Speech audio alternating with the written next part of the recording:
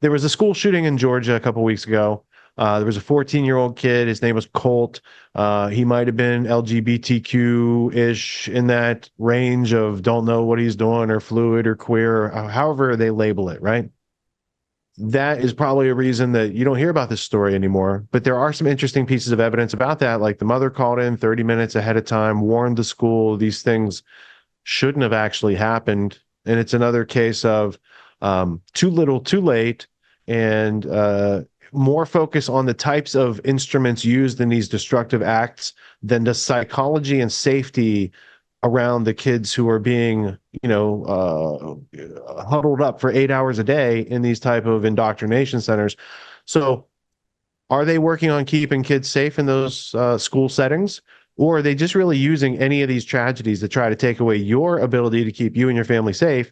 Because legally owning firearms and being a law-abiding person on this planet, I want to say citizen, but there's so many connotations to that. Anyway, being a good guy should not be a penalty. We shouldn't be getting the penalties from the bad guys, because it makes it harder for good guys to do their jobs and be good guys. When you make laws that make everybody a criminal, now the good guys are like, well, we're with the bad guys now, and it's very confusing. So we don't want to do that, right? But they try to do that with all those little pieces of gun legislation, the bump stocks, or the, accoutrements you might add to your rifle. All those are bad.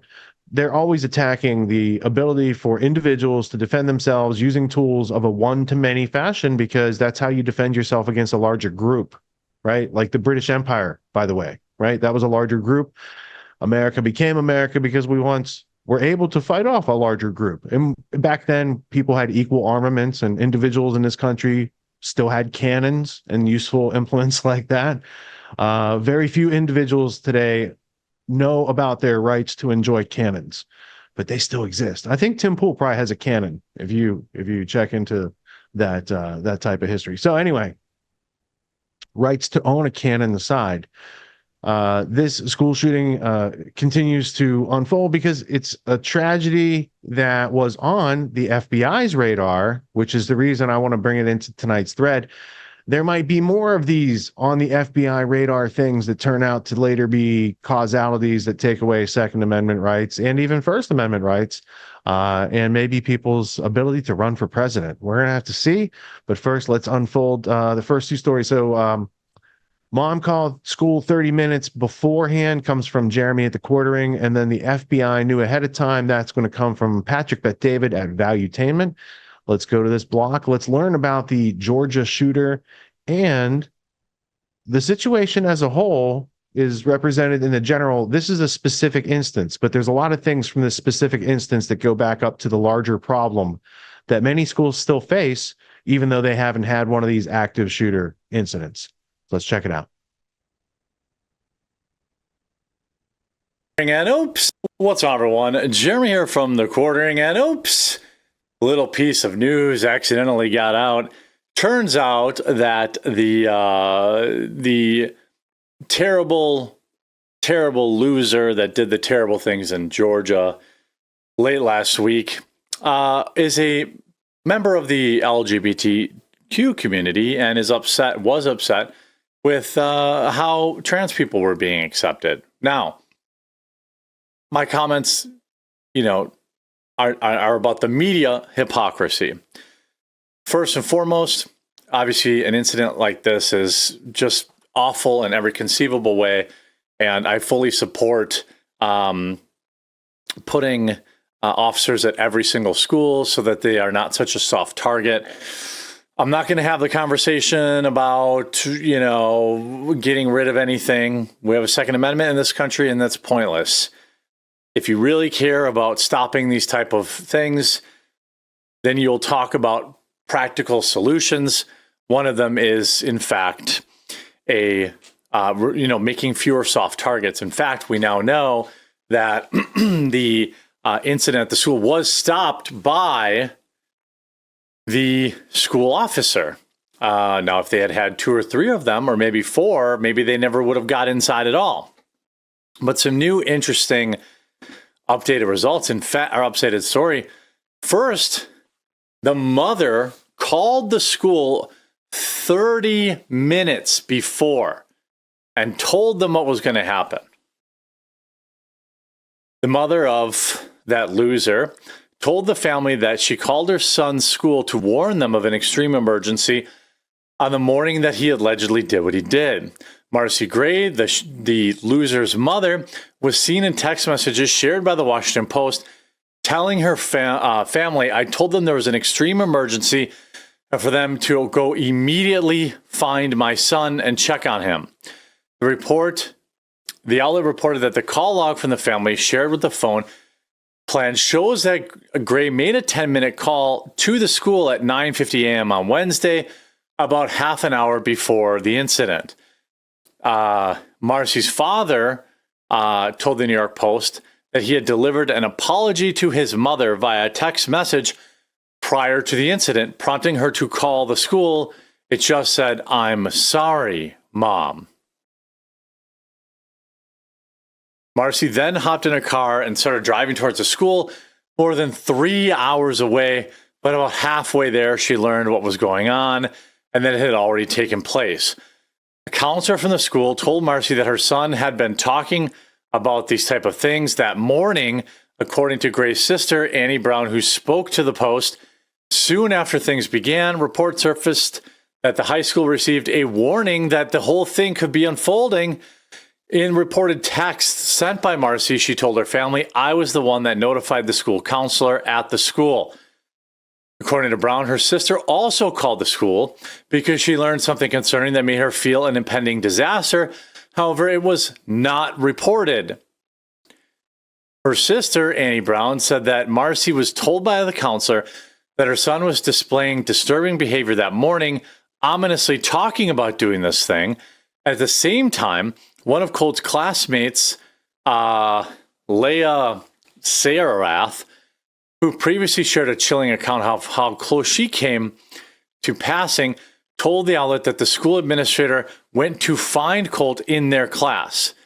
In previous account to CNN, she had said that Colt was a serial class skipper and that she assumed that that's what he was doing when he left the classroom minutes before the administrator arrived.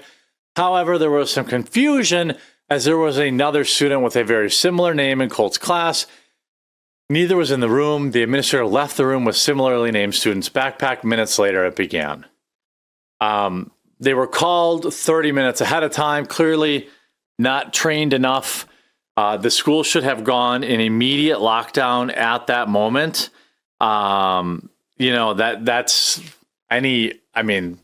Again, I'm not going to hear if these things weren't around, these things wouldn't happen.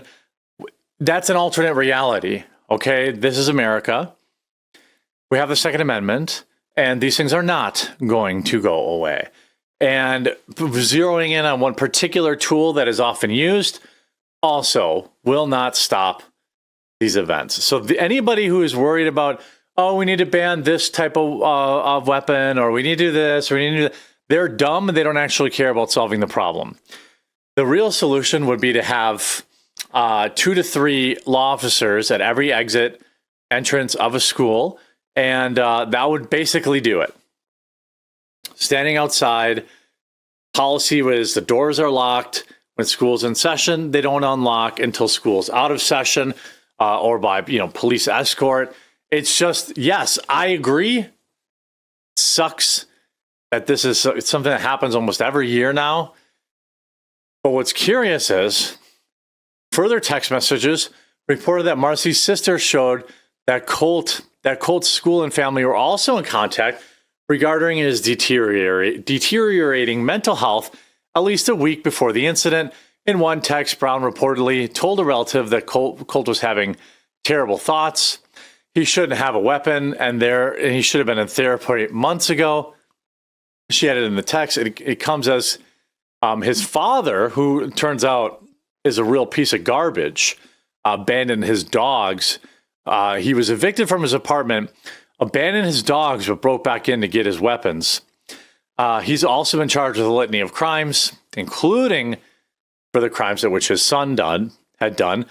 Prosecutors say he gave his son the weapon with knowledge he was a threat to himself and others. Both father and son are facing life in prison. This is a difficult topic it's a dicey one to talk about because the father had nothing to do with it. We saw this, I think, for the first time in history with the Michigan case where the parents were charged. In this case, the mother called ahead of time and was like, hey, something's going on. She tried to prevent it. I don't know how I feel about it. I'm sure the comment section will. It's such a dicey situation. Like, okay, so if the kid broke into the safe and took it, is it the dad's fault? I mean, you have to secure your items if you have, people around the house that can get access to them. I have, not only do I have a safe, but I have a lock on the door, security lock on a safe door just to get into the room where they exist.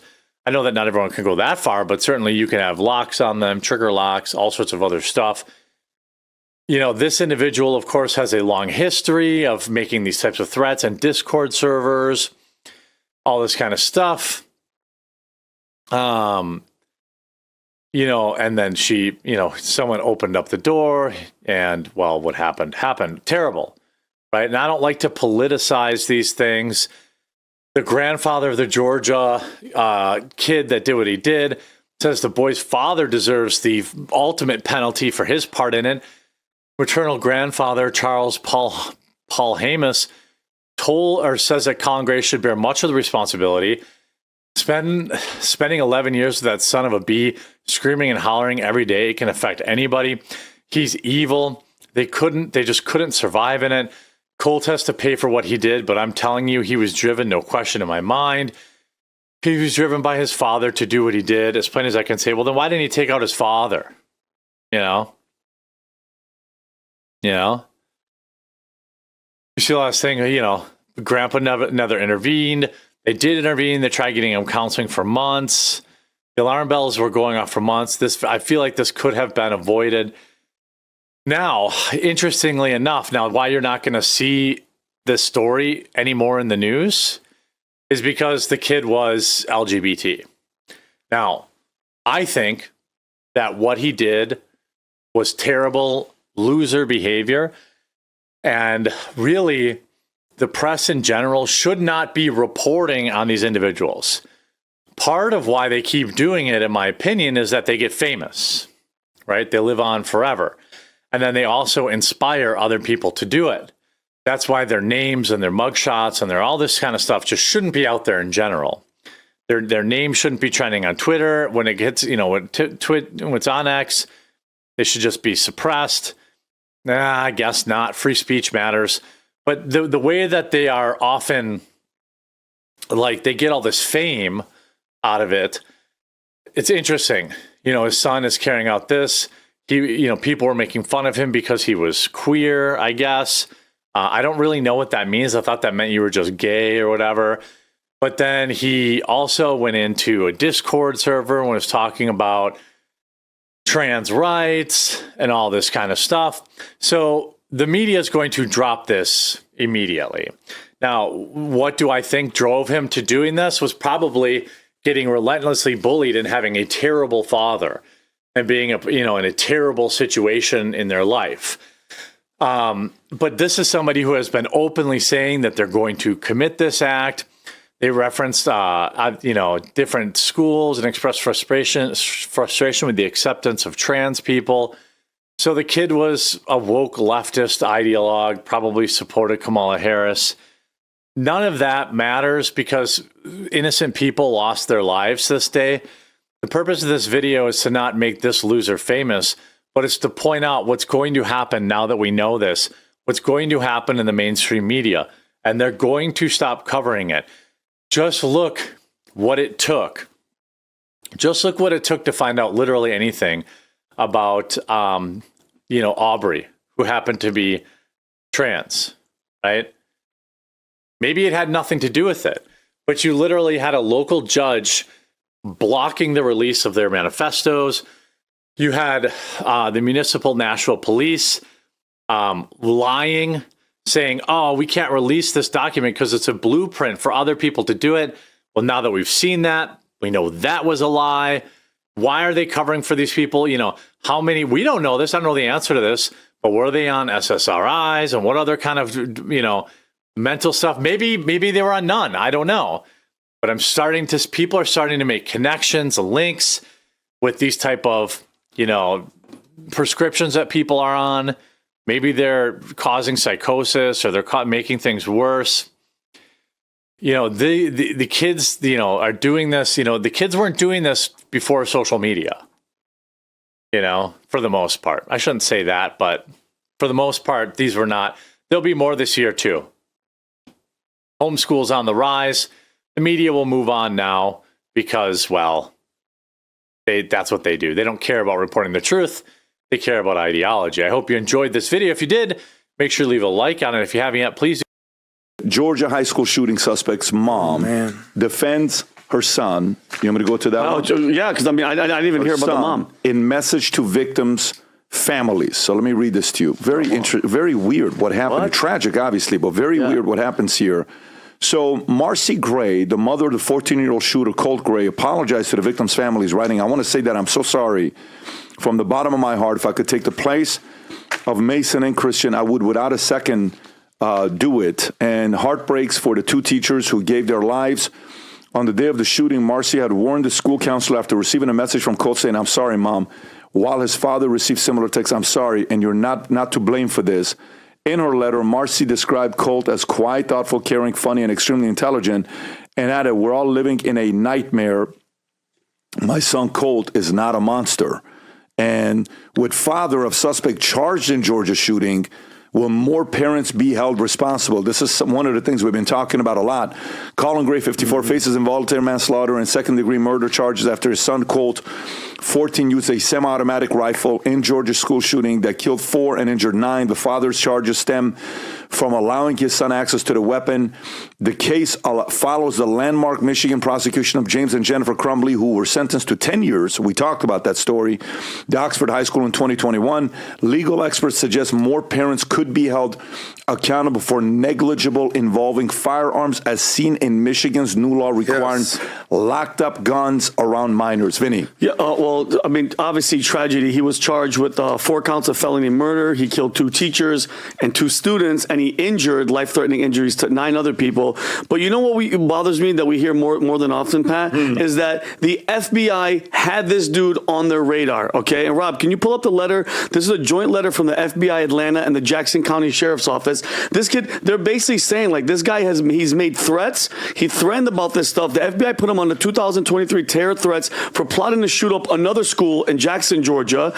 He was interviewed by the FBI after they received several anonymous tips about his alleged online threats to commit a school shooting. And then there's a video of law enforcement, Pat, visiting his home. And I sent it to Rob. This is the 2-minute one. Yep. And if you could put on speed 1 point, whatever. They're coming to the house, Tom, and they're like, hey, listen, you're making these threats. The father, before this video actually was like, he's like, if this is true, I can't believe it. Let me bring him out here. And he goes on to say, just from his word, he goes, you're not really going to shoot up a school or anything right now. And he goes, no, he goes, I'm going to take you for your word for it. And that's it. Rob, play this video. Hey, Colt, what's going on, bud?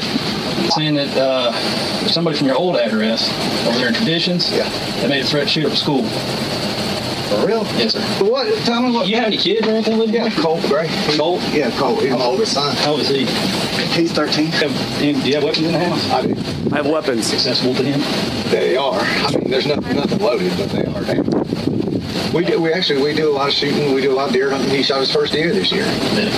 You know, so like I'm pretty much in shock, to be honest with you. Well, I'm a little pissed off, to be even really honest with you. I don't know anything about him saying like that. I'm gonna be mad as hell if he did. And then all the guns will go away, and they won't be accessible to him. You know, I'm trying to be honest with you. I'm trying to teach him about firearms and safety and how where this has come from. It's no joke. Yeah. Like, it's no joke.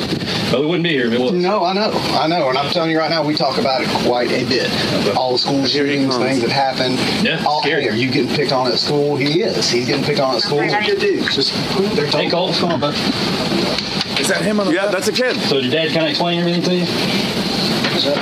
Both of them are wearing a cross out on their shirts. Say something about school shooting? Never. I just told them, I don't know what. Maybe they misheard somebody else. They misheard somebody else. You never ever said. No, I swear. I'd hate to. My boss was leaving like, I don't know how old this information is, and if you want to wait till Monday to follow up. He's basically saying, did you say something happened? I didn't have my job. I'd feel pretty bad about that. Take it to work, and I hope you're being honest with me. I'm not saying you're lying, but it's seriously, it's not unusual for people to lie. This is a year and a half ago. Yes. That's what you're telling me. I got no choice but to take it to work. Right? I'm taking your word. But like I was telling your dad, if you find out otherwise, then it's a different story. Okay? It's a really different story. So exactly, Pat. So this is a year before the shooting. The FBI has him on a list because he's making threats of shooting a school. So they send the sheriff to the house just to say, hey, listen, did you really say that? Are you going to do that? No. And he goes, well, I'm going to take your word for it. Okay. And what people need to understand is like the father has these guns. They're available to somebody that's threatening. And I'm sorry, you got to take action. What's that, Tom?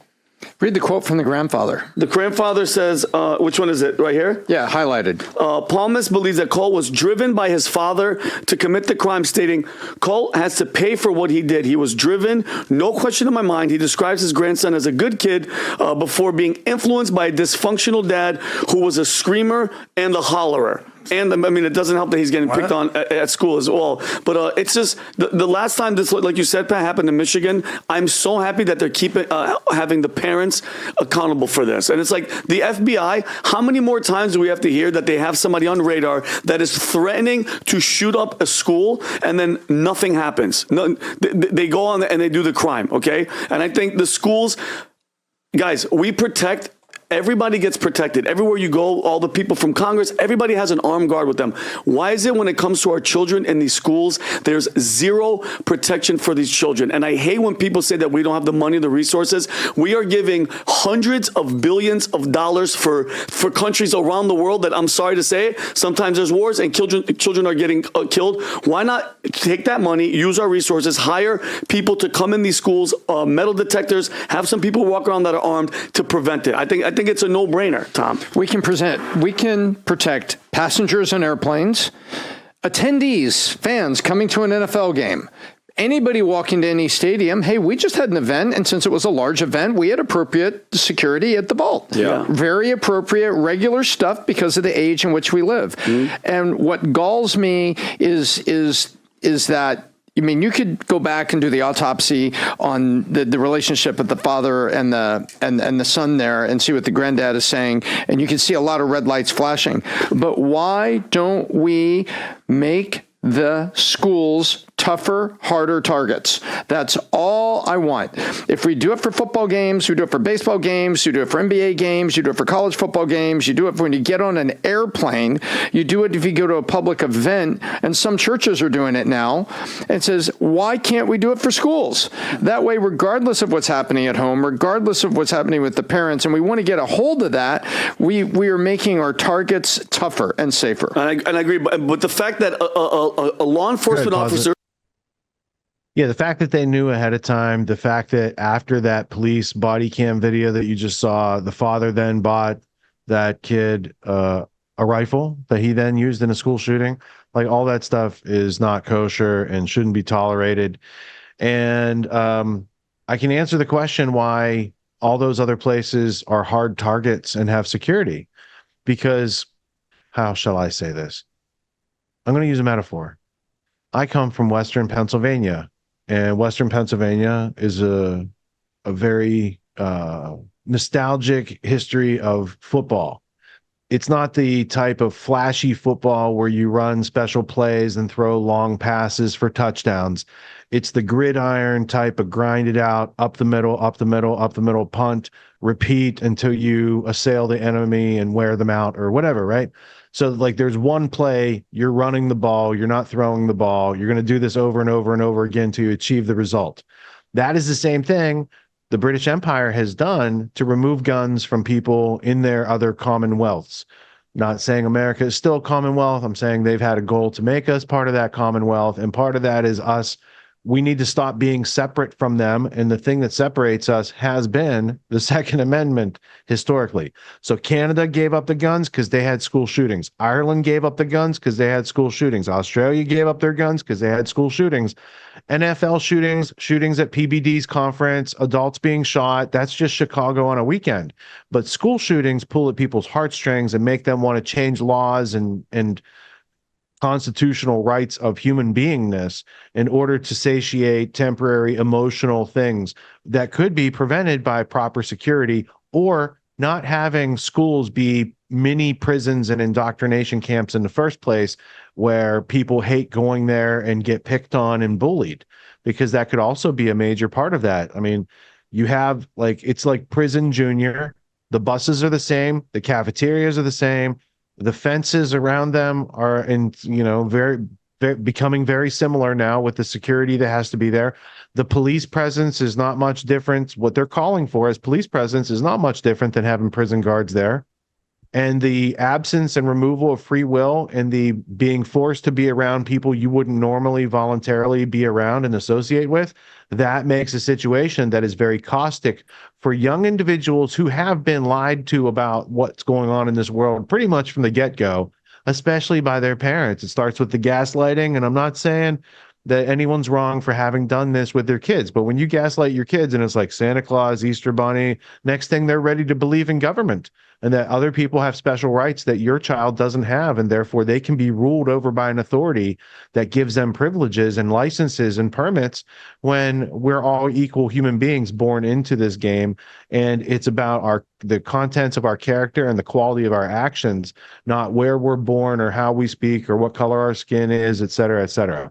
So there are a lot of incongruencies out there that can cause young people to be frustrated and aggressive. And if they have seen no other option or opportunity or action that they can take to lash out, it seems like in that case, the police knew, the parents knew, the school knew, and the tragedy still happened. So I don't understand why you would want to use that as an example to remove everyone's Second Amendment rights to some capacity or limitations on their rights. But people who are disingenuous and don't really care about keeping people safe, they're going to go after those arguments. What do you think, Scott? Yeah, man. I mean, this is something that I've focused on a lot, previous school shootings, and it's just so aggravating. Being here in Nashville, I saw some of the fallout, and one of the things I did notice driving around town is that I've seen like I've driven past like an elementary school. It was like a morning, and I remember seeing an armed police officer at the main front entrance, and he was he was probably like 60, 65. He had like big old white beard. You know what I mean? And he was like smiling and being super friendly and greeting the kids as they were coming in, and they were all so happy to see him. You know what I mean? And so the one of the arguments that they make in opposition of some like armed presence at the schools, making them more of a hard target, is that it's this militaristic thing, and it's going to be like, we don't want to traumatize the kids with all this stuff. And it's like, well, it doesn't need to be that way. It doesn't need to be like, mercenaries at the front door with like face paint, like Rambo at the front door. You know what I mean? Like, just the idea of some sort of visual deterrent is better than nothing. And I'm at the point now, because I have done a lot of episodes and a lot of coverage on this, to the point where I intentionally think that they don't put guards or put up security measures or make sure the doors are locked for a reason, man, because there's a lot of people that benefit from these types of events, and so it's like this problem could have been solved after Columbine, man. Like, they should have said no, never again, and it could have been solved instantly. But the fact that it what about after Uvalde, where the cops stayed outside the whole time? Exactly. Or my old hometown of Springfield, Oregon, which is like the original school shooting, Kip Kinkle. Maybe not a lot of people remember that one. That was like one of like the early ones. And, it could have been fixed back then. And that was like in the 90s. And so it's like, I just honestly feel at this point that they don't want to fix the problem, because it could have been solved overnight 30 years ago. And it's just like, it's just so frustrating to see it over and over and over and over. And when it hit here in Nashville, like, that was like really pretty freaky, and I just, I mean, we could go off again about, it's like, I saw a meme where it's like, they could stop all the school shootings if they just like kept leftists from having guns. It's like that type of thing. It's like they seem to be all the same demographic lately, which is another whole can of worms right there. And we've covered that on this show too, with like the psychotropic drugs and just all of the ideology and all that stuff. But it's just like, it's so frustrating to see this problem continue to occur when there is a solution, and it doesn't need to be like the crazy Rambo at the door. Like, it really doesn't need to be that. And it's just like, more so than anything, the visual deterrent, the idea of a hard target. Like, okay, for an example, this is hilarious. I've got a neighbor right down here who's got a truck. It's a guy. He has a truck with a pride flag in the back window and a big old sticker that says ban guns. Okay. And then on this side of me, 2 houses down, there's a big sign in the front yard that says end gun violence. Okay. So if I was a burglar and I was walking around my neighborhood looking to see which house I wanted to break into, I'd be like, oh, I would go to that one first thing, because that's a soft target. I know there's no guns in there. Here, you're in the South. You got to kind of be like a little more calculating, as opposed to being in like Portland, right? There's no guns. Like, you can break in anywhere in Portland, but like here, you got to kind of be a little more discerning if you're a criminal trying to break into houses. Are you discreet and subtle, and you have a sign like wireless security supplied by Springfield 1911? Yeah, something like that, or fuck around and find out right on the front door, or something like that. Exactly. See, so play stupid games, win stupid prizes. Yeah, it's just no brainer. And so so there was this big other bill that passed here in Nashville where they were gonna, like, armed teachers. They were allowing teachers to be armed. So that was a big bill that passed, and it was so hilarious watching the coverage of that, because the lefties are coming out of the woodwork and they're like with all their signs like no more guns. It's like, okay, it's just like, just even if they know, like, let's say that none of the teachers even have guns. Just the idea that they might have a gun might save somebody's life. It's just like, okay. And then earlier, what was I looking up? It was like, maybe this is on the show last week. I don't even know. I've done so many shows this last week, but it's like, the amount of lives that are saved from, there was like a CDC report. It was like such an extraordinarily amount. There's like 5 million a year or some crazy thing like that. I can look it up and get the actual citation. Yeah, but the potential crimes that would have been committed if the other individual didn't have firearm, even though if they didn't discharge it. Sometimes just letting the assailant know that you're not a soft target lets them go away. And then because that's like the lost opportunity cost. So like, they don't want to measure that, because it'd be like, look, this many times it prevented without even having the fire. This many times they had to return fire, but it prevented. This many times, there'd be this whole graph. They don't want you to see any of that. They just want you to see tragedy of young people losing their lives in a senseless way, so that you say, please, government, do something, legislate away the thing that makes the bad things happen. But the thing that makes the bad things happen is usually people giving away their rights in the first place and not being able to defend themselves. Now, when you said about the teachers being armed, I was mulling that over, and I thought, is it a good idea for teachers to be armed? Because teachers are often the ones in heated conflict with students, right? That happens. Yeah, right? True. Mm-hmm. So now you got a student that might be armed, and you got a teacher that might be armed, and they don't know how to do Mexican standoffs yet. And then they don't even know how to have the discussion about, is it racist to call it the Mexican standoff, or is it racist not to call it and give them credit for the standoff that they created? Right. Yeah. So like, there's that whole conversation yet to be had. It'll be the next Matt Walsh movie, I'm sure. But in these cases, I thought, like, security guard, other people that aren't in heated tension or high stress work environment in the school, good ones to have calm, cool, collected, show up when something's, hey, I heard a ruckus, is something, you guys all right? But to have someone who might be the focus of somebody who might be challenging their authority, and then they're just like, I have gun, because intellectually bankrupt people immediately go to violence. Right. So like, I would see that situation. So then my question would be, well, if my son's in that class and the teacher's armed, can my son be armed? Because why would, like, the little version of me need to sit like with somebody who might be out arming them in that situation? I don't know. Like, so it's a whole situation. Now we have to ask the question, why do we send our children off to strangers to be schooled and indoctrinated into the things that don't make them successful in life? Like, that might be an issue too. Like, there might be some underlying root causes that really don't have anything to do with Second Amendment, and has everything to do with, there's been a force for a long time that wants to see us lose our Second Amendment. And they're just waiting for America to F up on the world stage enough that the United Nations has to come in and disarm us. And they've had a plan since like 1965, the United Nations has had to disarm Americans. So like we're 50, 60 years into that plan. Now you see these tragic events, which may or may not be what they are shown to us as for the past 20 years, right? Because you can't, if you question it, you could get fined billions of dollars and lose your entire livelihood. So you can't question the authenticity or underlying agenda or why the other side immediately jumps on, we got to take guns. Guess we're going to have to take your guns now. Oh, that happened? Guess we're going to have to take your guns. Oh, you're going to have to get on a list so we can take your guns, right? All that type of stuff comes circulating back out. So tragic events, lives could have been saved. Well, lives were saved by the school resource officer. The lives that were lost could have been prevented had anyone taken action. Like when the mom calls in, there's no better time to lock down the school than when some parent says, my kid's coming to kill your, students. There's a button someplace, you hit it, things lock down, police swarm, parents come get their kids. Nobody gets killed that day. That didn't happen, just like the Secret Service didn't take their primary off the stage for the long duration that they knew there was an active shooter threat, right? So in these situations now, it's like if we keep waiting for authority to do the thing that needs to be done, do we all understand they show up a day late and a dollar short consistently? So that means more people should be thinking, I'm not going to have to be so dependent. Now I know I need to take more self-responsibility, not wait for the fire department or the police. You learn how to take care of yourself in those situations. And a lot of times the police are just coming to take a report after the thing has already happened, right? Yeah. At least the fire department shows up usually when the thing's going on. Yeah, very true. That's a really good point about the teachers. I hadn't considered that. So yeah. Everyone's doing some kind of self-help these days, and you can find a million self-help courses out there. Most other courses out there are hosting lectures, they're hosting videos, they're maybe even doing Q&As, and these are great starting points to encourage learning.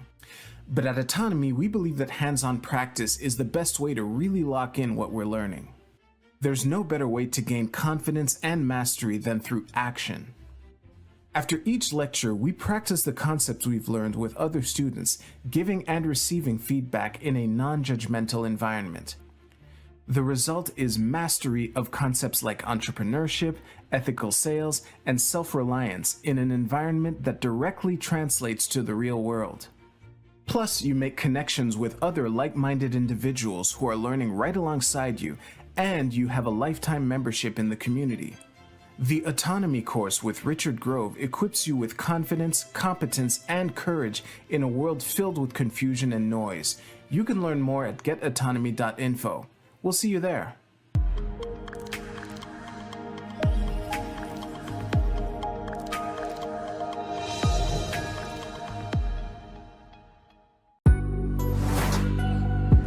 What makes the Grand Theft World podcast unique, invigorating, exciting, and informative? Most other podcasts out there are either doing straight up interviews or they're just covering the daily news. They're covering current events from the day they happened. And that is effective. It's useful. It's a great starting point. And then sometimes these current events change during the week past the first story. So we like to give it a little time. You have to wait till some of the dust settles on these stories in order to give them accurate coverage. And the other thing that's really missing in the media landscape is covering the articles that are coming out every day. That's great. That's necessary. But who's bringing in contextual history so that you can understand what has been going on for decades and decades to lead up to the machinations and actions that we see unfolding today? So what we do here on the podcast is we cover current events. Many of these things are censored, but we wait about a week. As a forensic historian, I focused mainly through my career on the history of globalism and collectivism and things that they call maybe the New World Order. There's a lot of facts to these sort of circumstances, groups, events, activities, working groups that they've had over time. So for Grand Theft World listeners, we not only break down the current events, most of which that are censored during the week, we provide you with contextual history, we give you the source notes, the references, we do deep dives, And this really empowers you with an understanding of context and history so that you can make more informed decisions in your life. There's also a community, a membership where you guys can actually ask questions and we can get into the show and we can share evidence. And there's a town hall weekly for Grand Theft World for those who listen to it and are interested in covering the stories that we don't get to during a 6-hour show. Listening to it an hour a day, you could easily consume the week's news, but you're going to have substance and meaning and context and understanding. And with that, you can make higher quality decisions in your life. So if you're interested in more quality in your life, go to grandtheftworld.com, click podcast at the top, and we'll see you there. Thank you. These allegations are false. This isn't Grand Theft Auto, folks. This isn't a video game. What are the most surprising things that you discovered once you started pulling on that thread? Who he was connected to, what institutions he was influential over, what events he participated in? Come on, man. What are we talking about? Come on, man. No. You don't have to think about it, dude. I got this quote because you said you didn't know much about Klaus Schwab. I made it my job to, as soon as this happened, I'm like, okay, this guy's their front man. Let me learn about the official history of the World Economic Forum. I got their 40-year history. I got every book that Klaus Schwab has written or ghostwritten. I went through those books. This is one of the most interesting passages. Come on, man.